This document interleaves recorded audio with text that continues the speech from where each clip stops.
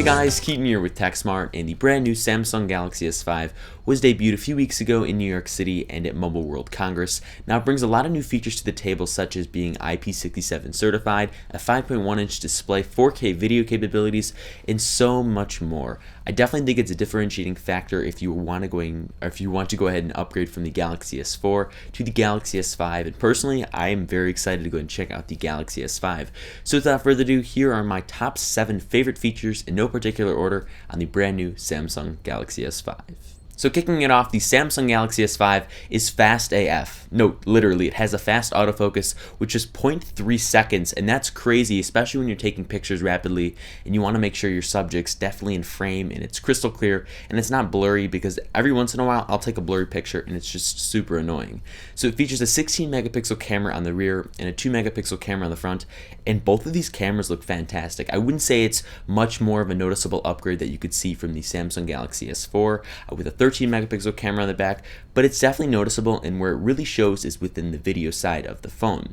So the Samsung Galaxy S5 can shoot up to 4K video, also known as Ultra HD, which is the resolution of 3840 by 2160. And when I was at the event taking 4K video, you couldn't really see it because I think it was the lighting, but when you go and upload it to a platform like YouTube or you review it after the fact, it looks absolutely fantastic. Details are so crisp and clear, and I really think a lot of people are going to start to use their mobile phones to shoot much more video than we've seen in the past, because we've kind of been restricted to 1080. So while the phone boasts a lot of cool features on the outside for the camera department, most of the cool stuff is going to be featured on the inside within the software. So it features real-time HDR and selective focus, which pretty much means if you're taking a picture, so you say this is your phone right here and you're taking a picture, you can go and tap on the screen to focus in on a certain subject versus just having it kind of guess where you want to take the picture and what the object is within your picture. And I think this is great because when I was using it at the event, I was able to focus in on things that typically with past smartphones wasn't really possible, and it was kind of had that blurry kind of effect,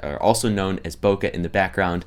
So I'm really happy for this feature mainly, but one question I do have is, does the 4K video feature image stabilization? I know with the Galaxy Note 3 it does shoot 4K at 15 frames per second, and it doesn't feature image stabilization, and it kind of just defeats the entire purpose. So I think there'll be image stabilization on the 1080p side, but I would love to know if it comes on the 4K video side. So up next here is the heart rate scanner. So I'm pretty skeptical on this because I've had a lot of heart rate scanners in the past for when I just want to go work out, run, do a sport, all the shebang. And they haven't all worked for me. And typically I'll just go ahead and count. I'll just count to 10 seconds and count how many beats are going on just by going like this, testing your pulse essentially. And when I was testing this out and just holding my finger on the back of the phone, not only was it comfortable and it really wasn't that intruding, but it was very accurate. I started to do my little counting of the pulse in 10 seconds thing, and it was pretty much spot on, maybe plus or minus 3 beats per minute. And I'm very happy for this feature. I didn't think this was going to be a feature I wanted a lot, but when I'm running, I don't want to have to take around an extra accessory or have to wear a special bracelet or a smartwatch to kind of go ahead and calculate my heart rate. Having it just be accessible on the back of my phone is very fantastic, and I think that's something I'll be definitely optimizing a lot more. And plus, this is going to give a lot more fitness applications a new light, and I'm very happy that Samsung is going to allow developers to kind of take advantage of this heart rate sensor, not only just in S-Health, but to kind of give you cool applications that calculating your heart rate is needed for. So moving on here, it's the Fingerprint scanner.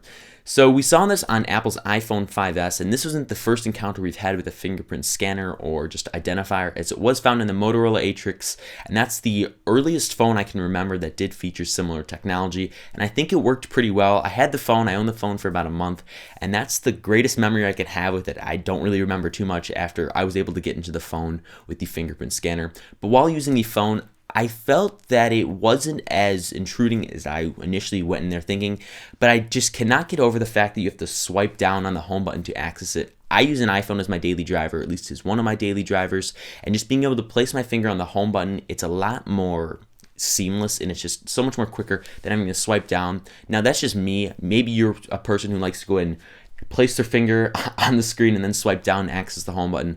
I just didn't really feel like it was too comfortable. Granted, I can get used to it. I just tested the phone out for about an hour and a half at the event. So I think after owning it for a week or so, I'll be able to kind of adapt to the fingerprint scanner. But getting to the whole moral of this story here is it works. It works pretty damn well. I was 3 for 3. I tried it 3 times. I would lock the phone and I was able to get into it 3 times. And what's really cool about this is the fact that Samsung is opening the API to developers to take advantage of the fingerprint scanner. And I think this is cool for a lot of applications that typically just were based off of passwords. Now you can go ahead and just have your fingerprint in there and keep it a lot more secure and not have to always remember passwords. I know for some people that use special applications that just give you random passwords, this could just serve as a new medium and you always have it on your hand, at least unless you got it like taken off. But one of the things they debuted there is now you're able to log in on PayPal, at least from the Samsung Galaxy S5 with the fingerprint sensor. So I keep some funds on PayPal and sometimes I just don't want to enter the password in, or I'm kind of afraid someone might have it. So just being able to use my fingerprint is the best thing about it. So overall, this is one of the features I was pretty skeptical about on just having to access it itself, but I think it's something I could adapt to in a few weeks. So battery life has always been a big thing for me on devices. If your device doesn't have its battery charged, there's no juice left in the battery, you're not going to be able to use your device. It's dead simple. So the Samsung Galaxy S5 features a 2800 milliamp hour battery, and that's a step up from the Samsung Galaxy S4.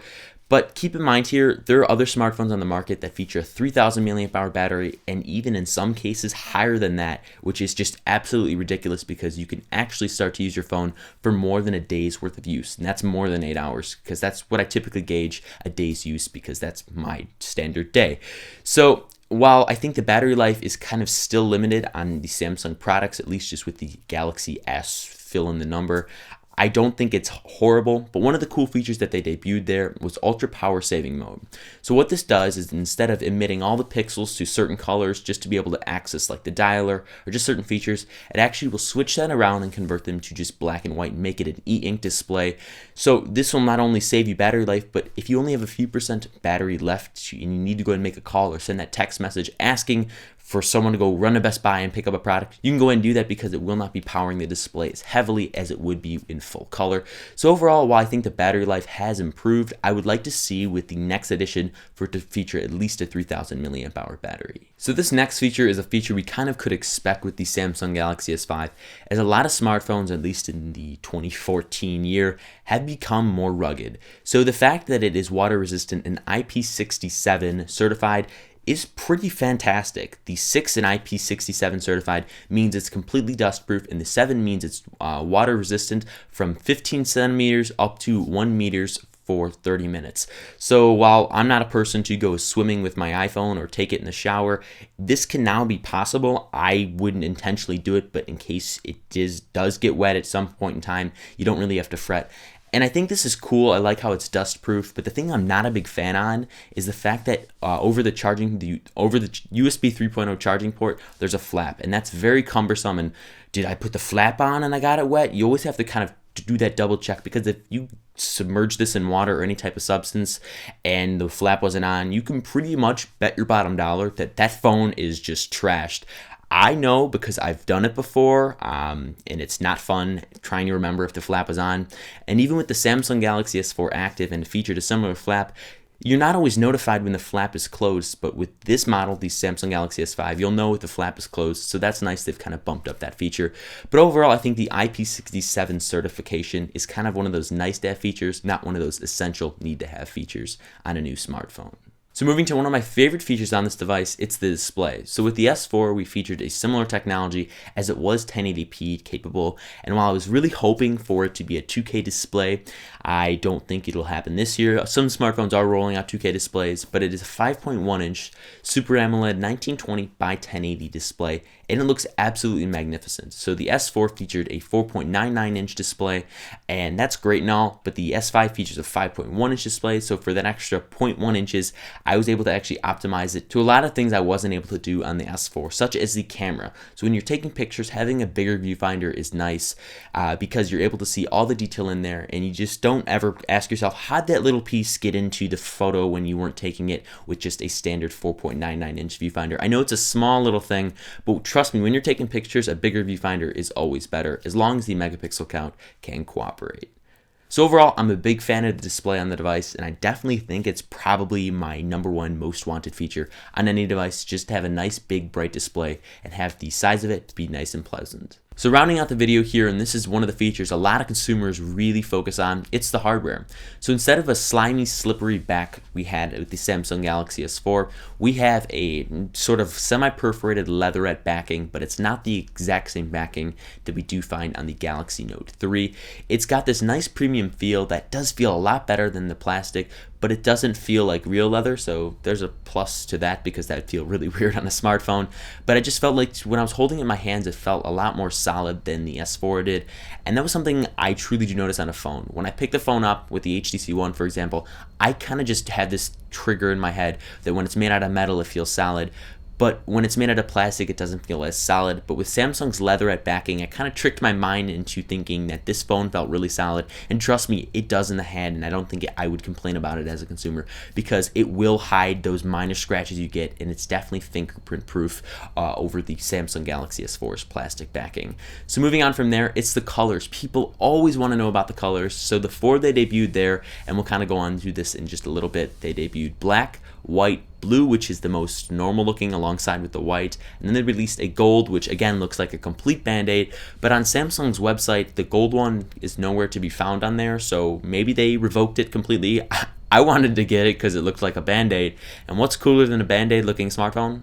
There's nothing cooler than that. So the colors are pretty cool. I think the blue is definitely what will take most consumers by surprise, as it just is a nice, pleasant looking blue. It's definitely unisex, so any type of gender could rock it, if that's a big thing for you. But I'm kind of disappointed they didn't come out with more colors, because I know Samsung in the past kind of has done that with their smartphones, at least with the Galaxy Note line, but I think that's where they're really going to take it with their accessories and the official cases they're coming out with. And just the last point here, I'm really surprised by how thin smartphones have become and the weight of it. So the S5 comes in at just a little bit over 5 ounces and is about 8.1 millimeters thick or thin, depending on if you look at the glass half full or half empty.